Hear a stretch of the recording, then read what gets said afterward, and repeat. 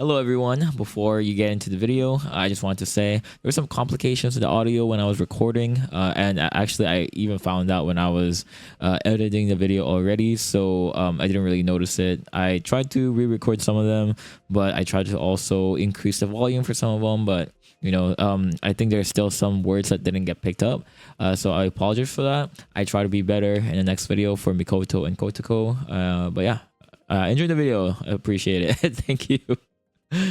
Hello everyone, Oz here. Welcome back to the channel. Today we are reacting to Kazui and Amane's interrogation questions. Let's go! After that, we're probably gonna watch some theory videos as well. Last video we watched Shido's and Mahiru's theory videos, and honestly, that made me really look into some stuff that I didn't really see the first time I watched music videos. So I think it really helps. I don't know if you guys liked it, but the community members have been asking for it, so I wanted to add it to the video. So all right, anyway, so before we start the interrogation questions, I want to at least address some stuff about Kazui and Amane, at least my opinions towards them. For Kazui, let's start with Kazui.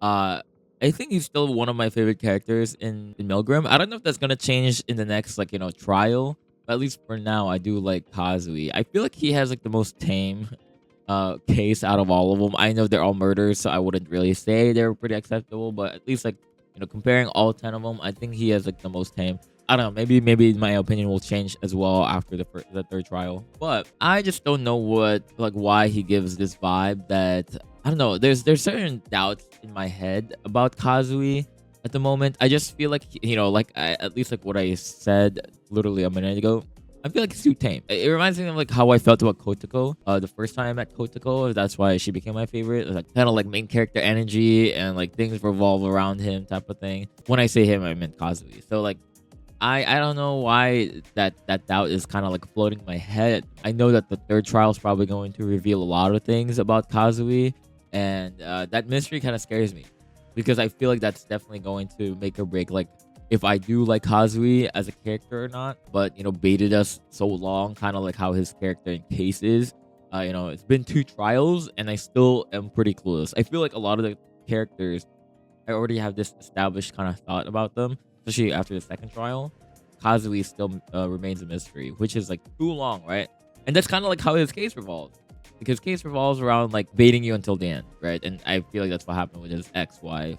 He was in the long con, and next thing you know, she breaks and she dies at some point. One thing I observed, and the comments actually helped me out with this, is the symbolism behind his music video, with the dove and how he was acting in his relationship. I don't really know which one is really fake, right? Maybe he's acting, maybe nothing of it was real. It seems like nothing of it was real because is he gay? Is he just pretending to play the coworker, right? Was he afraid to say no? There's a lot of possibilities. For me personally, I'm pretty passive when it comes to relationships, and I don't know if that was him. She came on to him, and then she was afraid to say no, or he was afraid to say no, and then just things happening, and then next thing you know, but at the same time, there's certain lyrics that I was very confused about, and how this silly theory about Kazui as well. Did he want a one night stand? It just became a long con. He said something along the lines of, "I want to touch, I want to be touched," and then something along the lines of "Is it true love? Who wouldn't like for that? Love plus destiny equals crap." There's certain lyrics that kind of confuse me a little, and I don't know if that's something that is he just a player, right? Is he just a player? Is he pretending to be in this relationship, and he actually has a lot of side chicks? It's crazy. I don't know. Is that changing how I feel about him at this point in time? Not really. It's a lot of theories, right? It's a lot of things. So it's just I think his lyrics kind of says a lot, but at the same time, there's no confirmation, so I don't really want to attest to that. He also said loving affection minus love. I don't know. I think he's just a hoe. But commitment issues, I have no idea. But despite all of that, he hasn't done really anything yet. That's why I feel the third trial is gonna determine and unpack a lot of stuff about him. So as for my decision, I think I am leaning towards innocent for now. But that'll definitely change at some point. Maybe interrogation, maybe the theories. I don't know. But all right, let's move on to Amane. For Amane, I feel like hers a lot of her issues definitely got unpacked during the second trial, especially the music video. The trial or the voice drama itself, I'm a little like, I was a little heated. I called her the B word. I'm so sorry, I'm on it. I know you're a kid. She was saying whole lot of BS there. Maybe it's just because I can't really resonate towards like someone in a cult because I'm not in a cult. Yeah, but she changed quite a bit. Her appearance, her PNGs in the screen definitely changed a lot. Says a lot about her, emotion. I honestly thought she was just crazy. So after seeing a lot of what happened with music video, I can kind of see where she's coming from, and that's why I'm kind of leaning towards forgiving her. After thinking about it and after rewatching the music video and everything once again, my thoughts. I don't think she deserved what happened to her. I don't think anyone does in that environment, honestly. If anything, I want these motherfuckers to be the guilty ones instead, not her. Okay, unforgiven. Oh my god, dude, that was so bad. That was so messed up. Like, honestly, these people need to mind their own business. I know they're in the same group, but goddamn, dude, like, god dang, dude. Like, it's crazy. Like, they need to mind their own business. That's not your family, motherfuckers. Like, shit, like, get out of here. I know she grew up in this world, a weird like culture that I'll probably never understand. So that's why I cannot like really, like, what does that leave me as like a viewer, right? As like a watcher. It leads me to a decision that like that kind of like confuses me a little bit because like, should I forgive her for that or not? Because if I forgive her, is she gonna maintain that mentality that like the cult mindset is good? I don't know, but like I feel like a lot of her murder, at least, like, I feel like I need to decide, at least for her side, is like why she did her murder, right? Is it justifiable? Obviously, no murder is justifiable, but like, can I really see it in her lens, right? Like, is her murder like? I guess like in hindsight, like, can I justify her murder?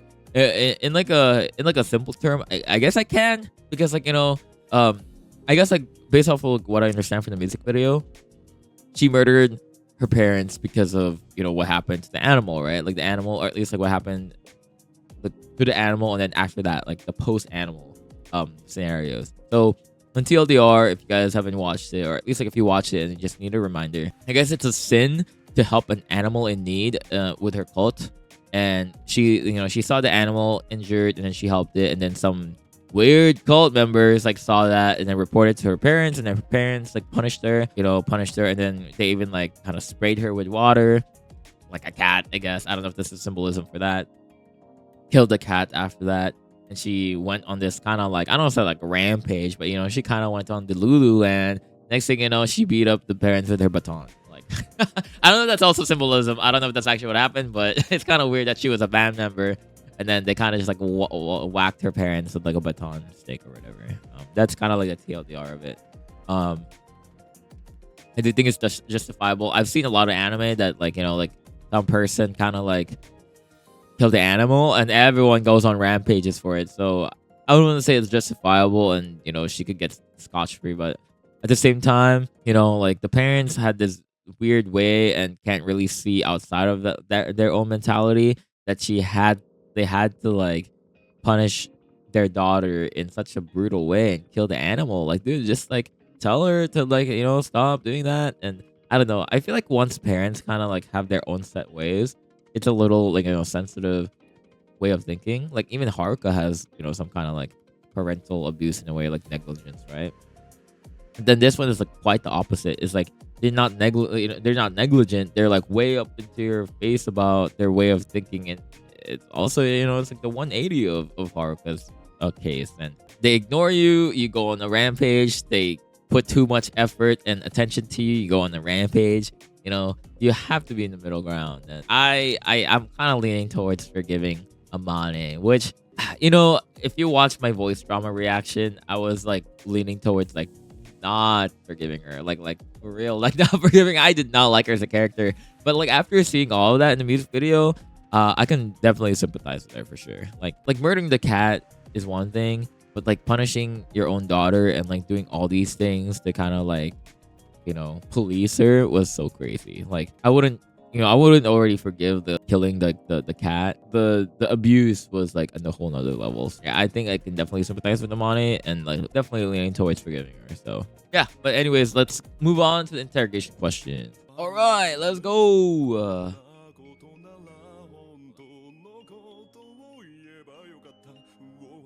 I don't really get it. I think I could finally relax if I was wrong. I mean, I don't know why he says that. I mean, he was forgiven, but I guess this has something to do with like Kotoko and Chris.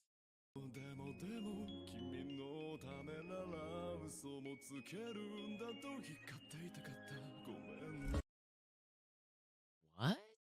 Dude, I feel like a lot of my theories are always so like wishy-washy with Kazui because I feel like once I like think about something, this happens and I'm just like, what? Oh, man.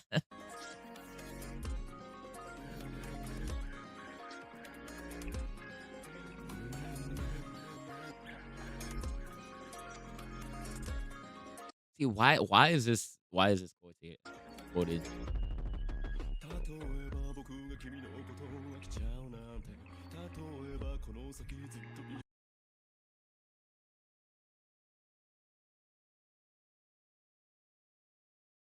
Oh, interesting. You put for some reason. Wait, is it because she was trying to prove something by what? Really? Interesting. Maybe like this one has something to do with like, oh, like I guess you won't really see yourself unless like, you see yourself in the mirror, and I guess like Kazui is looking at kind of doing the same thing as him, and then that's why he doesn't like her.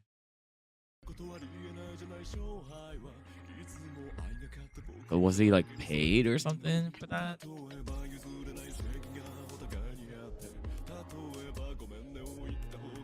Sports science.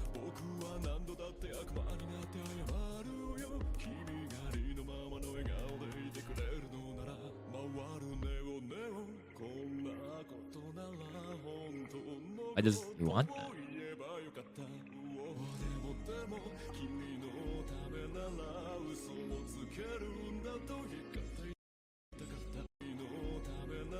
Stay true to myself and to accept. Wait, but isn't he like kind of hinting that he wasn't true to himself, so there was no love at all? Was that the symbolism behind it? Yeah, he had some kind of expectation. Seems like policeman.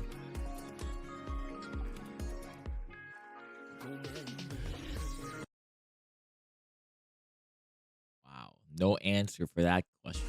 Crazy.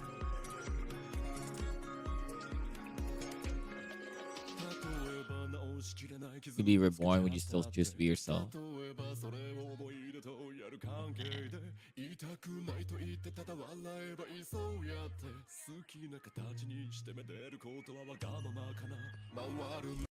Great for social credibility, and I thought that with it something could have changed. So something did happen when he got married, but we don't know that yet. I mean, there's a lot of hints, but no, nothing set.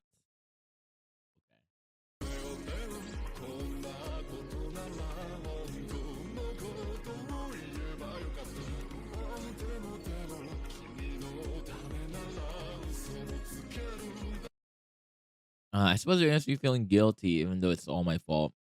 That's true. It's like by association, right?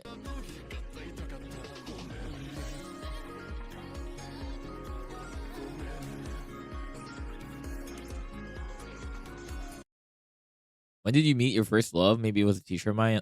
What? Maybe like a crush? Does that mean a crush?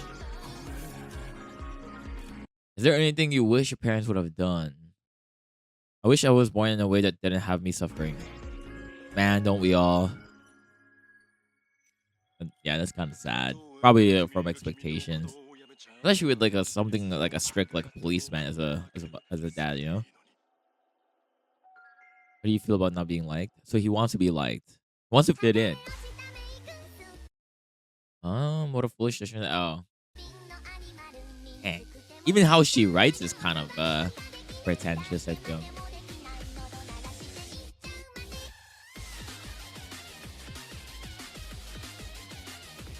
See, I don't like that mentality. That's why, like, that's the reason why I'm leaning towards not forgiving because this is not the way of thinking, you know?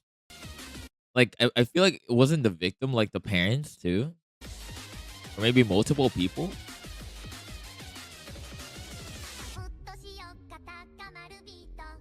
Big region, whatever world. Yep. I would say nobody either. Oh, why? Was that ever stated that they don't like each other? I know, like the younger ones don't really like the older ones, but I don't know what Shido did. Is oh, I think never mind. I think that happened. The music, the voice trauma. I remember, like I think Shido was preventing like the punishment for like happening, way his course and stuff. You know, I think him helping all these people who got injured kind of like stopped like the punishment from happening, kind of thing. I mean, like it did happen, but like he mitigated it. Oh, Mahiru, her innate goodness might have brought the two of us closer. Aw, oh, Mahiru.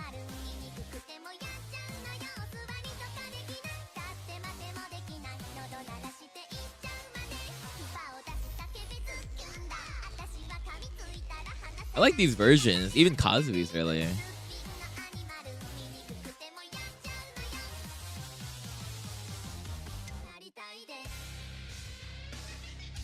I love them. It's the parents probably, huh?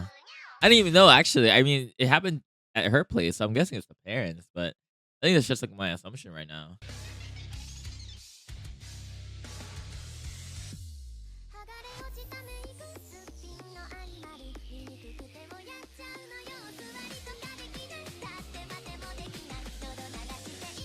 I like them. Let's go. I mean, I think that's like the thing, right? Like she liked animals, but then it's a sin to help them. So it's like such a big weakness for her, right?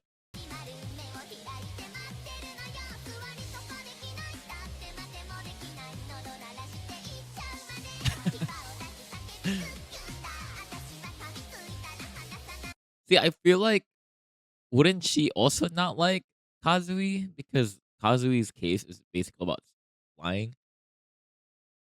What do the people you respect think about your sin? I just follow what I've been taught. So obviously they'll praise me. True.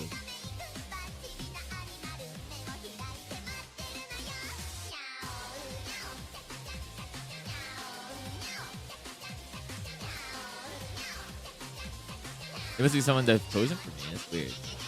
Anything you wish your parents would have done? My mother should have kept her faith until the very end. W- Did something happen with the mom? Is that why she killed him? She killed her?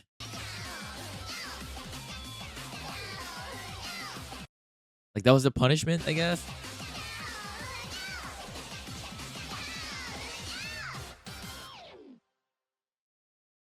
Um, I don't know. Like Amane's case is really confusing because I do feel like there's this like deep thought about like if I don't stop that kind of way of thinking, I feel like she's gonna keep going. But I feel like it doesn't really matter. She's gonna be stubborn either way. I didn't forgive her the first trial. She was like that, and even worse the second trial. So I do think like whatever my decision is, she's gonna stay the same. I feel like I'm just probably gonna forgive her. I am not a huge fan of Amane's way of thinking, but I feel like she deserves it at least this time. Like obviously that third trial is probably gonna determine everything. I'm not really sure. I don't know how Milgram works. Okay, like I know like there's three trials, but like is a third trial decision gonna be like it's gonna be it?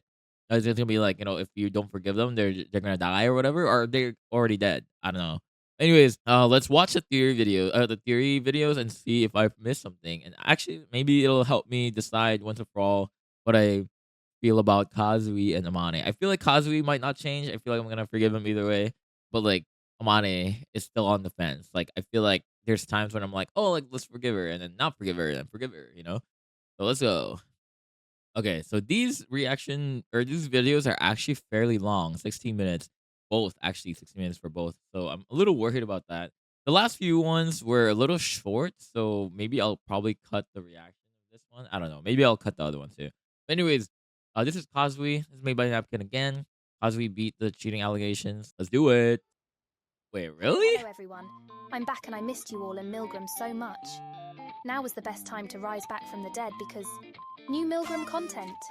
Yesterday, Kazui's second trial song Cat dropped, which made me drop video.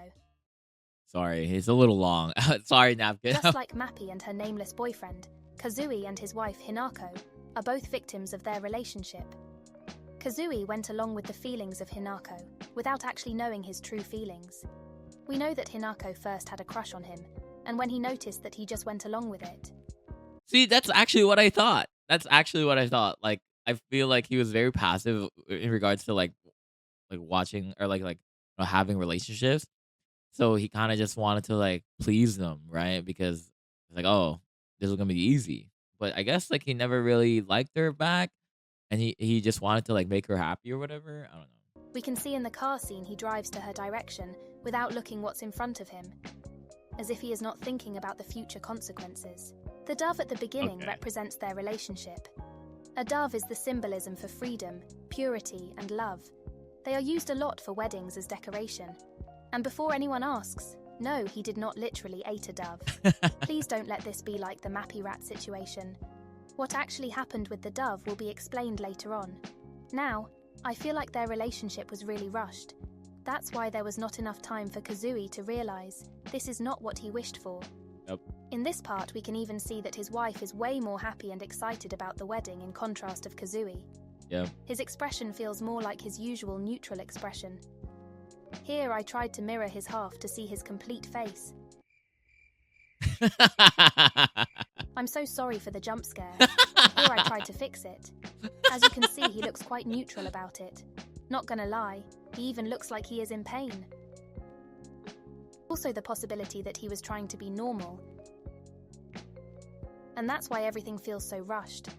Achieving marriage is for many the ultimate happiness. Kazui believed this and pretended to be someone he isn't.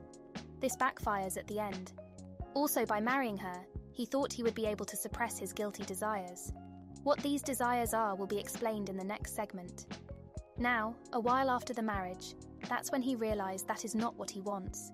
But he is not able to talk with his wife about it, because that would be greedy from his side, and it would ruin his normal persona he built up. So he continues to play an act until he breaks, and is finally honest to her. But what was the turning point for him to confess the truth towards Hinako? It's a cheating, in the first trial, Kazui was shown in a bar with a beautiful-looking woman beside him, but in trial 2, she is not shown or mentioned again. It's quite surprising because she had a face, and people who have faces in Milgram usually play an extremely important role, and are involved of the committed murder or are the victim. Here I have put everyone with a face so far in chronological order.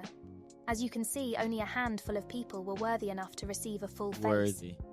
Even in trial 1, just 3 people had a face, and in trial 2 we are slowly getting more and more. Now the mysterious woman has eyes, but they are always closed. I believe the mysterious woman is the embodiment and representation of the opposite gender, and how Kazui treats them. If Kazui is in a bar to meet other women he could have an affair with, why would he still wear his wedding ring? And wouldn't he be more touchy with her? Yeah. We can tell the woman is in search for comfort, and Kazui is politely comforting her with words while she is leaning to him. To me, it looks like he is actually trying to avoid the awkward hand over here. We can also see this event happened in the same night, based on the drinks the mysterious woman and Kazui are drinking. This means he and the woman did not meet regularly, as well as their meeting actually happened coincidentally. In this scene, we see the woman drinking a cherry cocktail in a triangular glass. In the next scene, we see her leaning on the table with a different drink, and the bartender is cleaning the triangular glass she was drinking before. Kazui still has his beer glass with the huge ass ice cube. It's possible that they always order the same drinks, meaning they did meet regularly. But it wouldn't make sense because they wear the same clothes. In conclusion, he met the woman only once, and she is supposed to be the embodiment of his treatment towards women. And that's why she has a full face, yet always closed eyes, since she herself as a person doesn't play a big role. Still, why was Kazui in the bar? The answer is the bartender. I believe the bartender is the childhood friend Kazui kept mentioning in his first interrogation. Charlie and I talked about before has what? The bartender even shows up in Cat, unlike the mysterious woman. What? The bartender. Really? Oh, his it first is. It is the interrogation. same guy. The bartender even shows up It is in the Cat, same guy. Oh unlike my the god. mysterious woman. In the scene where he appeared, the white flower petals are falling down slower than before. This could mean that we have to focus on the people in this scene. That's where the bartender is standing in the middle. The only proof we have that this is the same person as the bartender is the facial hair. Yep, that's actually what So I if looked he's like. such an important That's what I character, looked at. Why doesn't he have a face? Well, the MVs are based on the memories, emotions, and perspective of the prisoners. The reason why he doesn't have a face is because Kazui still doesn't want to confront his true feelings and desires.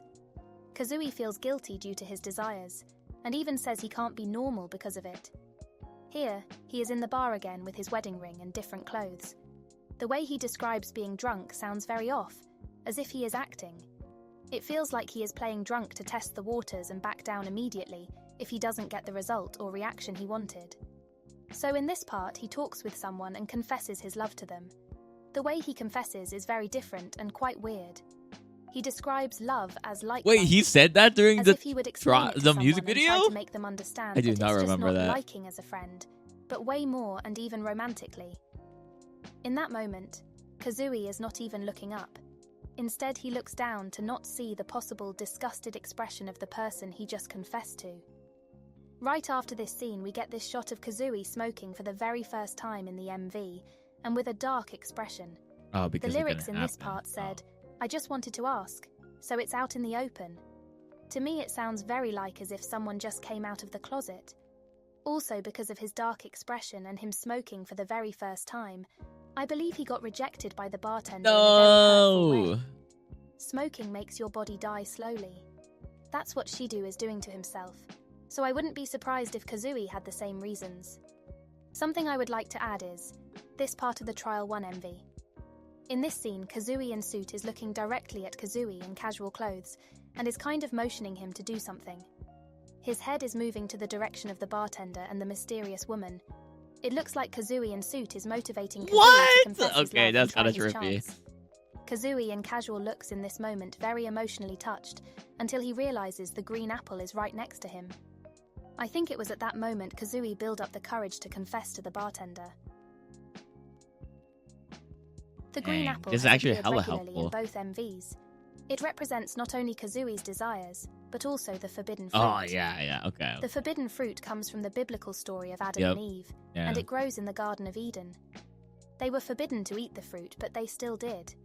Thus, they were thrown out of Eden. This fruit symbolizes temptation and the fall of man's sin. There is no confirmation that it was an apple they ate, but it was commonly theorized to be an apple. I got this info from Google, so I don't know much about this topic, and can't tell you more about it. Personally, I believe this isn't the only thing the apple symbolizes. In Trial 1, a red apple breaks into pieces after Hinako dies. In Trial 2, we see the red apple again after her death. Is that a red But apple? This time it falls down like a tomato. Yeah, or some I was like, kind of that's like a slime ball, tomato. meaning this red apple is supposed to be Hinako. Oh. But in a different scene, we see several red apple and one green apple slowly creeping up into the front. Now, since Hinako is a red apple, I think red apples are supposed to be women, and the Okay. green apple is supposed to be men. I- Perhaps the group of red apples mean he only show interest to red apple aka women, but that does not align with Kazui desires.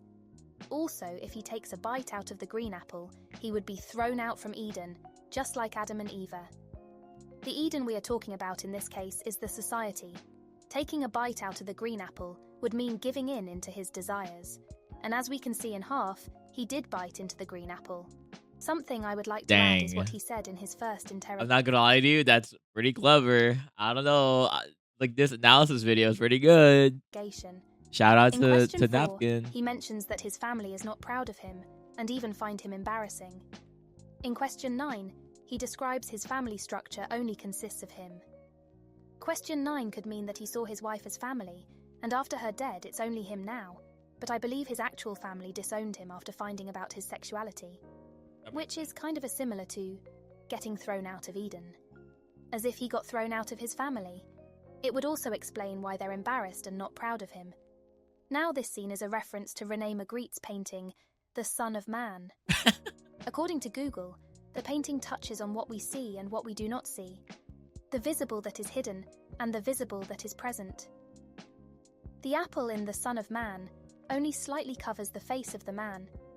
We, the viewers, want to see more of the face, even though small parts are already shown. But Kazui's face is fully covered by the apple, meaning we are not supposed to look at him fully, aka not search for the truth behind his lies. Okay. That's all I could have gathered about this. If you have more ideas, please comment them. I would love to read them. Ha. I would also like to focus on the meaning of the title. Thanks to a post on Tumblr, I found out that cat, or in Japanese Nico, can also be used as a slang for bottom or the submissive receiving partner in a homosexual relationship. In the entirety of the MV, he wishes to be a cat. Cat can also mean to be free to do as you wish and jump from owner to owner. In this case, it would be lover. But Kazui confirmed in his voice drama that he indeed did not cheat. So personally, I believe the first option more. Dude, I don't know. I feel like that's a little. I don't know if that would be though. I don't know if that would be the meaning of cat, dude. I don't know. As much as I had a theory about him being gay, I don't know if I agree with that one. I know this is a theory, but what? I don't know, man. What the heck? I feel like there's more to it than that. It's probably the owner one. I don't know. Or he At wants the to be end of free. Cat, Kazui and Hinako most likely had a talk about everything. His desires, that it was all a lie, and the consideration of a breakup. In half, we see Kazui and Hinako also having this talk. They are even wearing the same clothes as in Cat. The only difference is that Hinako looks way more understanding and calm in half, even while the green apple, aka Kazui's desire, is lurking right next to them. This scene was either Hinako comforting Kazui and asking him what's wrong, and that's when the talk about everything begins, or this could be the scene after the talk, and Hinako is comforting him. She probably reacted understanding. I believe it's the latter one because the green apple is right next to them, and on a stage where everyone can see it, so... See, I wonder if Hinako, like, you know, the murder happened because she maybe felt ashamed and she was embarrassed about it, and society actually acted on Hinako instead of Kazui. It's kind of messed up, right? I think that would be messed up, to be honest with you. She definitely found out about it, and him being gay was not the reason why she S-word herself. The reason why she S-worded herself was because everything was a lie, and it was just an one-sided love. Kazui pretty much destroyed her happy marriage bubble because of that. Even Kazui knows that telling her everything was a lie is just like as if he would rip the organs of their dove, which represented their happy true love and purity. Meaning he was... Okay, like, I'm not the one to really speak about this, and I know people probably react a little differently than others, but, like, I guess I don't know if she's just very emotionally invested in this relationship that she felt that way, but I don't know, man. Like, it didn't seem like they've been together for that long for her to be, like, fully invested. But I do kind of lean towards more the embarrassment part. Maybe, like, you know, society kind of like gave her that like embarrassment. That's, oh, like, you married a gay person or whatever, right? I do think that there's a lot of other things going on with them, but I don't know, man. Like, maybe she felt betrayed, but, like, why was she understanding in that one scene, right? That kind of contradicts the part where she was understanding. So she would have freaked out either way, like, from the beginning, but it seemed like she was calm. So I feel like that might be like before they talked, and it's the reaction after. actually very brutal with telling her this part of their relationship. It's either that, or in his perspective, he saw himself as a monster because being honest ended her life. Maybe his wife felt a lot of guilt for not realizing it sooner, and perhaps she gave herself fault. At the end, it probably ended with a misunderstanding, since Kazui never intended or wished for her ending. It's almost funny how almost every prisoner had a problem with communication. Now the weird part is the way she ended. In this scene, we see Hinako falling backwards. It kind of looks like she fell accidentally, or she was pushed by Kazui, but it wouldn't make any sense because we see in half, that he is trying to stop her at the balcony while holding distance. Even his murder pose in Undercover shows that it actually was a S-word, since his murder pose is similar to Mahiru's. Both of their victims have a shoe is missing, and taking off your shoes means the person died by S-word. And Kazui looks like he is screaming in pain, even in his flashback scene. So, her falling backwards could just be a metaphor for him pushing her, because it was his words that turned everything into this, and he is still suffering under a lot of guilt and regret. Yep. At the end of the day, Cat is based on his perspective. I have not a lot to say about this part, except expressing my excitement and love for this MV, and something small I have noticed. Like the MV as well. Well, the first I have noticed are the colours and style of this MV. It has the same kind of dot filter as Shidu's second trial MV. I'm not sure what it could mean. Please tell me if you have any ideas. Other than that, the colours are very interesting. For me, the MV looks very empty, yet there is so much going on with the colours. I'm going to say it. Those are very rainbowish colours showing up in the background, if you know what I mean. But that's obviously not the only thing going on with the colours. When Kazui says he just wants to touch, two masculine colours appear. When it switches to Hinako, a pink and a blue colour appear. Pink is supposed to be a feminine colour. I hate that society decided to choose a gender for colours, and that, for example, only girls are supposed to wear pink and blue as a boys-only colour. It makes me want to see the world burn. Anyways, for the sake of the MV, we have to play along. Now, the green and blue on Kazui's side could mean that he wanted to try giving in into his desires. Even the green is similar to the green apple. Oh my god. And the blue could represent Kazui since that's his main bro. color. Here when he says, I can't stop. It is crazy because like like watching it, I'm just like, oh okay, cool colors. Oh my god, like I like the music video. It's kind of, it's pretty good. The music's good, dude. People are kind of I thought I was pretty observant, but like, dude, some people these are pretty good. It's not gonna lie. Like, it might be a theory that's fine, but like, man, it's like kind of fun to hear. Because I'm just like, dude, it's like pink and blue right now. Stop, I can't be normal. In the background, blue and pink colours appear. That's crazy. I believe these colours symbolise a heterosexual relationship, and Kazui is not able to continue lying, and again doesn't see himself normal, because he can't do the blue-pink relationship anymore. In conclusion, I love this MV so much, and it's so funky and fun to watch. So far, it's one of the coolest designed MVs we have seen yet. 10 out of 10. Did Kazui intentionally not save Mahiru? That's a question a lot of Milgram has had, and the answer is no. In the voice drama, he confirms he just couldn't make it in time, and he truly regrets it. He also denied ever being unfaithful to his wife. I quote, "It's not true. It didn't even turn into infidelity. Means he actually did confess to the bartender but got rejected, so it never ended in cheating." Kazui really took the cheating theory and slam-dunked it into the trash can. Later on, he starts to break down and explain that he tried to be himself once and finally stopped lying, but it resulted to the sad ending we know. He is also disappointed at Milgram and Ease for not finding out the truth. If this doesn't mean that he is gay, then I don't know what it could be. I mean, honestly, it's still pretty crazy right now. Like, dude, it'll be crazy after this video. I'm like, I can see the gay part, and then like I find out in trial 3, it's actually not true. Yeah, I'm so excited. I will definitely forgive him. His case is quite similar to Mahiru. He is also the only one who can protect Haruka and Mu from Kotoko's beatings if she gets forgiven. And I don't see his desire as a sin or crime. Also, for everyone who decided to not forgive him, it's totally fine and not homophobic. At the end of the day, this is just a theory, and him being gay is not canon yet. Everyone has a different theory and perspective of the MV. Feel free to vote as you desire. I really hope you enjoyed this. Is not can protect Haruka is quite similar to Mahiru. He is also the only one who can. Yeah, I think overall, what happened with this case was more emotional than intent. I don't think Kazui ever meant to kill the wife. I do feel bad about everyone who was involved because, I feel like lying for a really good time would really mess with your mental. So, I wouldn't say that Kazui is not at fault at all, but I just wish that it ended with a separation and not like someone dying. I do feel like there's something else deeper in this case. I don't think it's just that. I feel like this is a little bit too simple. like, oh, like, you don't want to take me, I'm just gonna KMS, or like, oh, like I just feel bad. Obviously I'm not victim blaming, I'm not like, suspect blaming, but I see both sides of like the case, right? And yeah. Anyways, let's move on to Amane.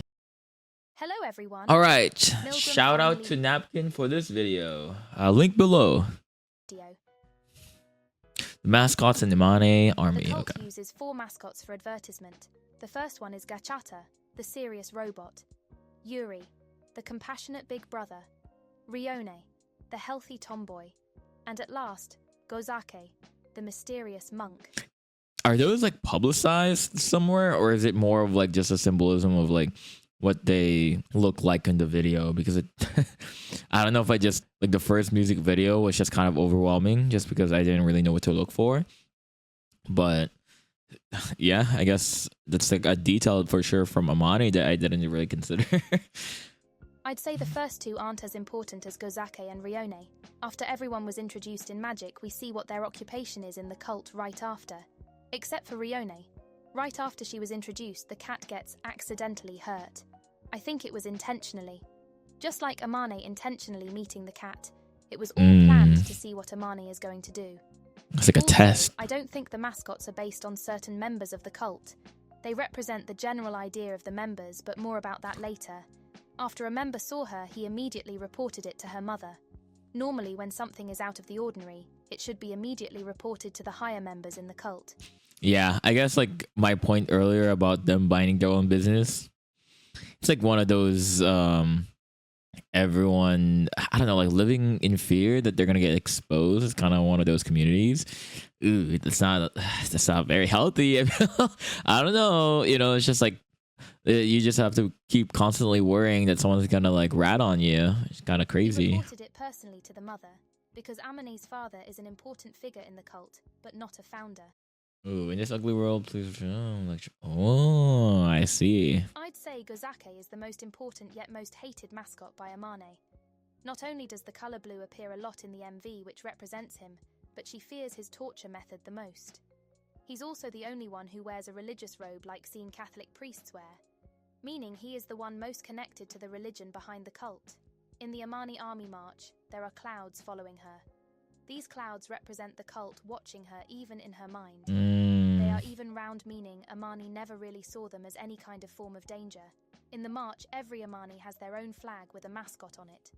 While every mascot flag was in the air at the start, Gozake's is the only one that lied on the floor disrespectfully. Meaning deep inside Amane, she didn't actually like or believed in the religion of the cult.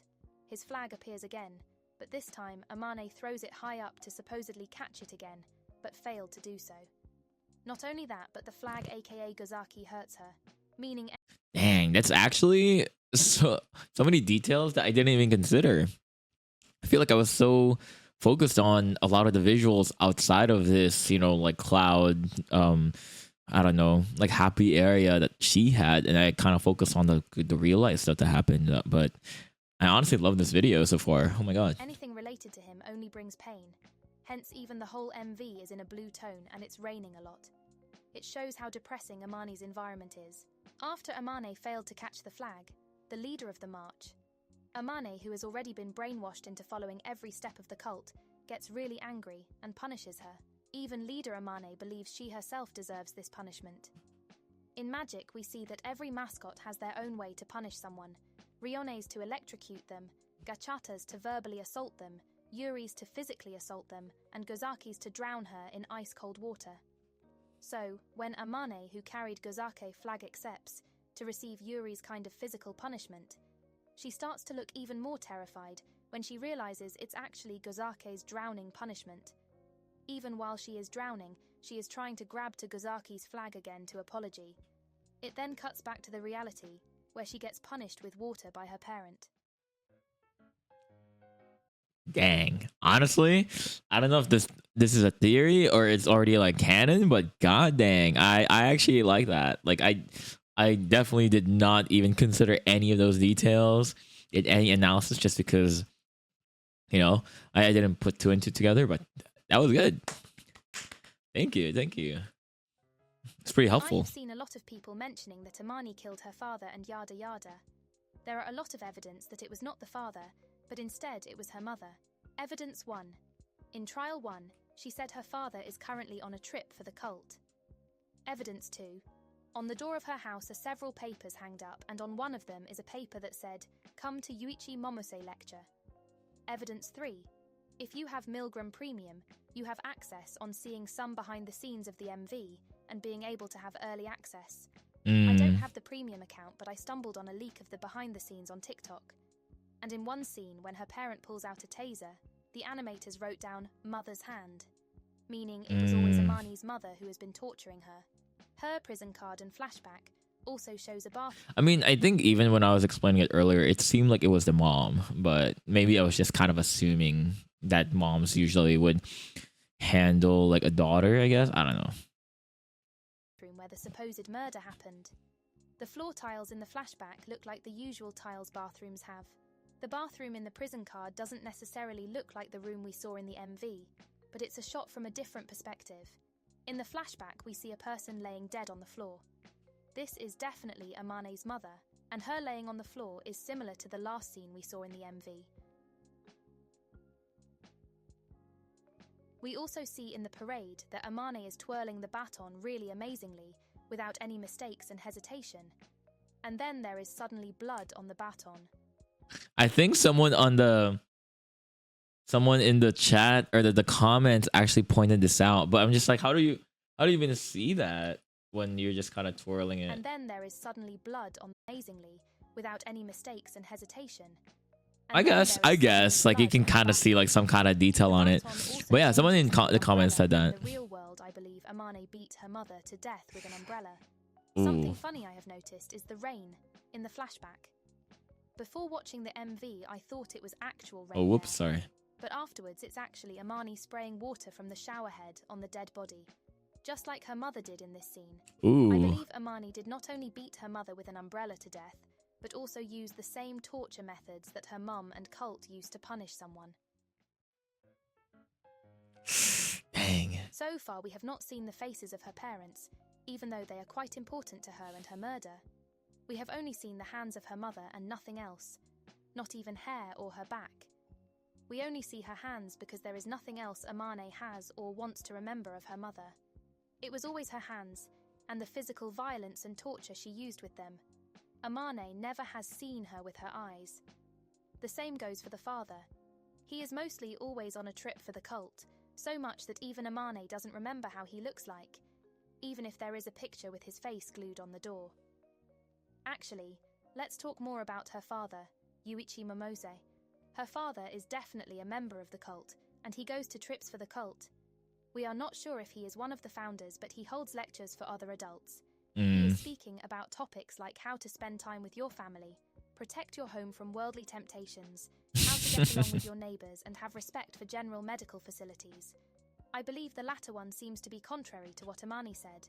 Perhaps the cult simply respects medical help but don't take part in it, and forbids it in their circle.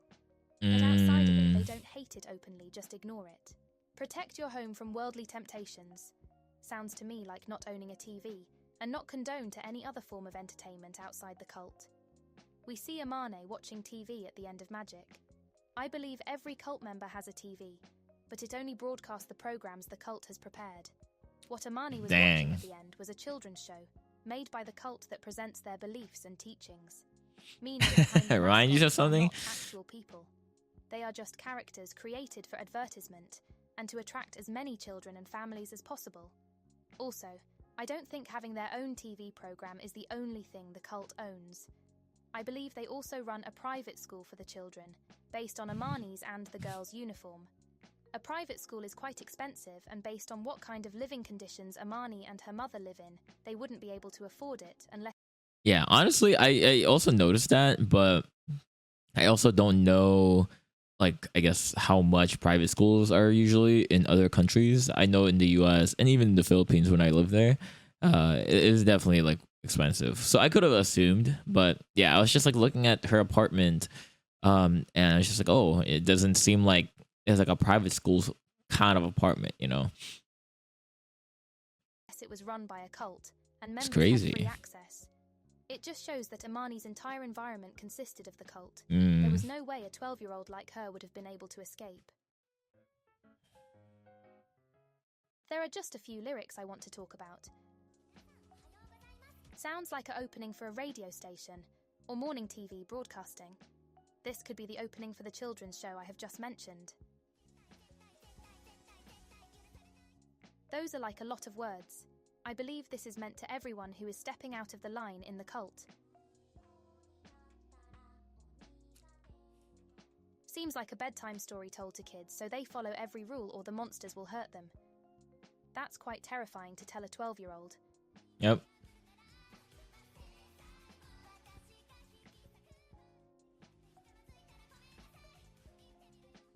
That's Amane talking directly to her mother who abused her. Vow means breaking any rules in the cult, I believe. Oh yeah, I wonder if the mom kind of just like broke one thing, like one small thing, and then she was just like, you know, made it hella personal and just punished her with everything. Seems like it.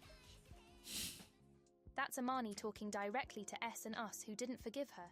She is threatening S and us. Wait, what did you say?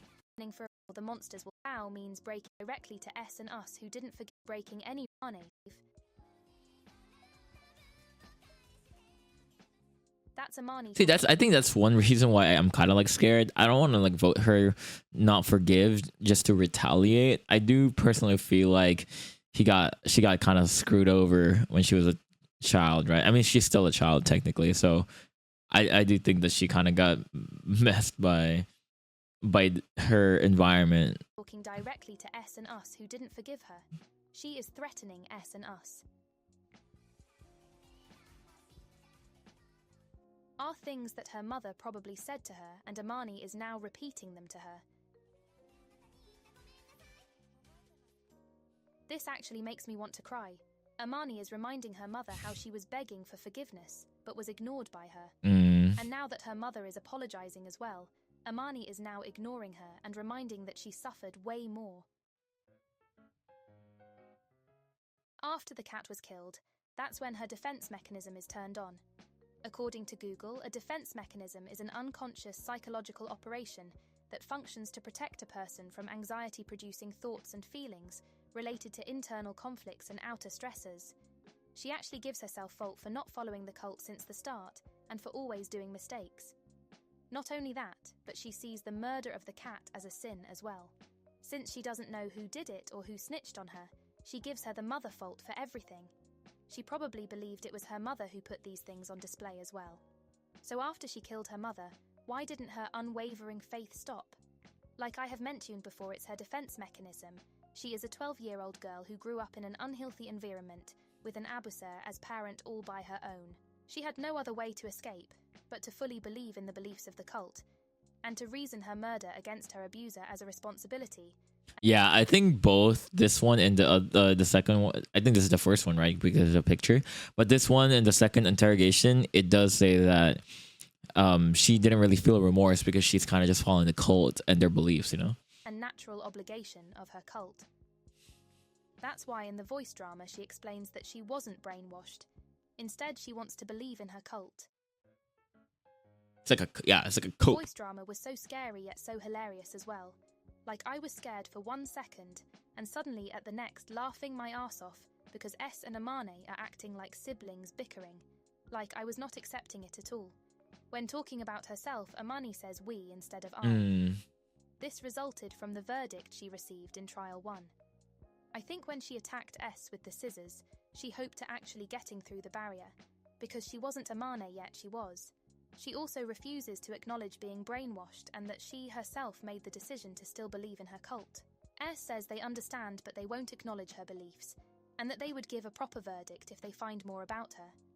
That's when Amane starts to threaten not only S, but us again. Amane knows about our existence, or at least that S is also hearing voices. Not only that, but she then holds a whole speech about how Milgram and the trials are made by God. Shadu, who is interfering by helping Mahiru and Futa, is according to her taking away their fate, giving by God, and that she has to interfere if he continues. We know that Shidu will not stop helping the others because he promised this in his voice drama. This also means if Mu or Haruka get physically hurt, Amane might stop Shido. Yep. Now, why? Honestly, yeah. No, that's kind of like my thoughts too. I I think despite that, I am leaning towards maybe, not having her guilty, I guess. Or I guess like I'm gonna forgive her just because she brings up a lot of points that I do agree on. But I think the only thing I am scared of is the cult mentality still. But if that's her coping mechanism, I don't think I should really include that in my reasons, right? Am I suddenly talking about the trolley problem? I know this topic annoys people the hell, but I still consider it a possibility. Amane is able to put Shido and everyone else in danger. And before anyone says Shido is able to defend himself, because he's a grown-up man. No, he is weak to children because they remind him of his own. And like I said, Amane is quite smart and knows how to play her cards. Also, he mentioned... Wait, so is it saying that if we do agree with Amane that Shido might also be hurt because Amane is going to do something even though Shido is not forgiven? Or no, forgiven, I mean? Interesting. See, I gotta think about that. He has no time for her, and that some other adult has to take care of her. I believe in the possibility of Amane attacking Shido or sabotaging his medical tools and putting blame on him. I don't think she will be able to kill him, because the prisoners will interfere since I'm pretty sure they are, all aware how important Shido is to them. If they do, then Amane will probably just sabotage the tools in some kind of way, which could risk to anyone's death depending on what she does. That's why I called this segment the trolley problem. If we don't forgive her, she will definitely be a danger to everyone, even with her restraints. We already saw her being able to sneak in a pair of scissors to the interrogation, and not hesitating to hurt S. She will still suffer under a lot of stress, worse than now. If we were to forgive her, she wouldn't be restrained like now, but still able to hurt Shido. I think if we forgive her, she might reconsider it. I was going to mention the voices might be able to change her, but she literally said in the voice drama that she is ignoring them. I don't know how to continue this segment, so let's continue to the next one.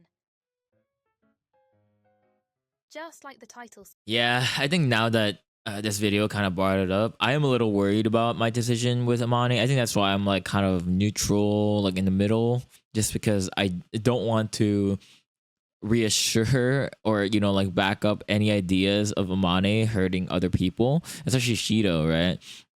And I'm really scared about that.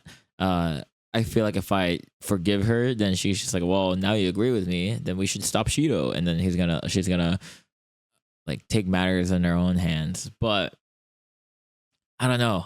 I think like in the back of my head, I still don't want her to be not forgiven. I feel like Amane deserves to be forgiven, especially after like watching her, her videos. Here are some questions I still have that were not answered in the first trial, or currently in the second trial.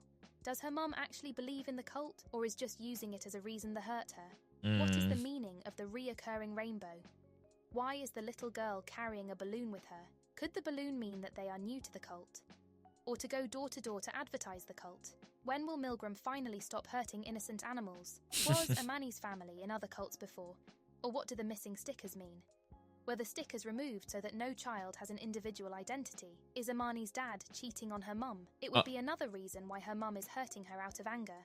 And on trips for the cult, could it be possible that Amane's is an unwanted child, meaning she resulted from a one-night stand, and the mother is now forced to raise her by herself, but receives financial help from the father under the condition that Amane is going to be part of the cult? It would explain why the father is actually absent, why her mother is abusive, why only her home looks messed up in comparison of the other doors. It's kind of known that cult focuses on people who live in cheaper areas, and it would mean that this is her real father, who is picking his real daughter up. In my opinion, the man we saw doesn't really resemble Amane's father, but it could be an older picture and her mother still has it hanged up. Sorry for suddenly starting a complete new theory, but I thought it was good to mention it now, since it's an unanswered question, and I don't have enough evidence to back it up. Except I mean, that's a good theory. As I said before, I struggled thinking about a verdict after listening to the voice drama. My mind works like this. If I'm not sure how to vote them after the MV, then I will choose my verdict based on the voice drama, since the voice drama was always right so far. For example, in Trial 1 in Haruka's voice drama, he seemed to enjoy Air's beating, because it reminded him of his mother and he saw physical violence as some sort of affection. We all didn't pick up on this part, and later on in trial 2, him seeing it as affection actually turned out to be true.